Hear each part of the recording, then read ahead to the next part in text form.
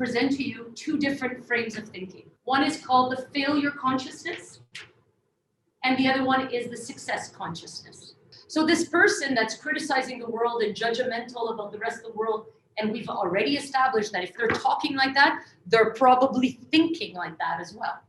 Do you believe that that person has a failure consciousness, or is more attached or relates more to a failure of their lives and the people around them, or more of the success? Which one do you think? If success starts in your mind, right? It's the roadmap you set to yourself, right? If somebody talks the way I just spoke, and we've established that that's the way the person thinks, do you think that they focus on the failures of their life or the successes of their life? They notice only what everybody else is doing wrong and not in the right direction of where they should be going. It only mimics what's going on in their brain. So that means that they're more conscious to noticing failure versus success. You guys remember we spoke about cells of recognition? We're only but a whole bunch of cells, trillions and trillions of cells all put together. And so we program those cells. So if you've programmed yourself to only see failure or what everyone else is doing wrong, and this is the way you think, guess what you're going to project into the future? That's all you're going to see, is how people are failing and how you are also failing. We understand that the minute that we start looking at all the things that we haven't done, we are not focusing on all the things that we did do, right?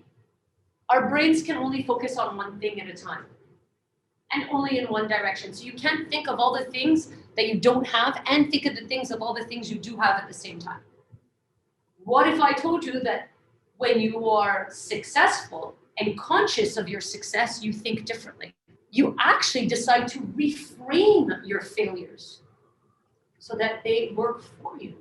Has anybody ever done a big mistake in their life? A big boo-boo? Has anybody decided that they were going to carry that with them for, the next 25 years? Has anybody decided to? It's okay, you can be honest. Raise your hand, I have. Raise your hand. We all do it. Guys, we all do it. So now I ask you, take that one moment that has, no pun intended, paralyzed you, and reframe it right now in your brain. Whatever it is. Whatever it is, take that one moment and reframe it. Because the minute you reframe it, you've made it a lesson. Imagine if you will remember the lesson and not the AKA failure. Would you not want to use the lesson as a stepping stone to where you're going next? So who's ready to define success consciousness? What does that mean? How do we get there? What if I told you success, a consciousness for success, is one that expects success? You expect success. You actually regard it as a fact. Success is your fact. I am successful. It is a state of mind. You define what success is, right? Consciousness to success is you understanding that for you, success is a fact. It is a state of mind. It means that you will get what you want to get. It means that you expect it because you put in the discipline, the motivation every day. And so when you put in the right work, the right results come. Sometimes we need to fine tune here and sometimes we need to fine tune there. But we know that if you put in the discipline and you are motivated and you expect success through the work that you do, you will deliver those results.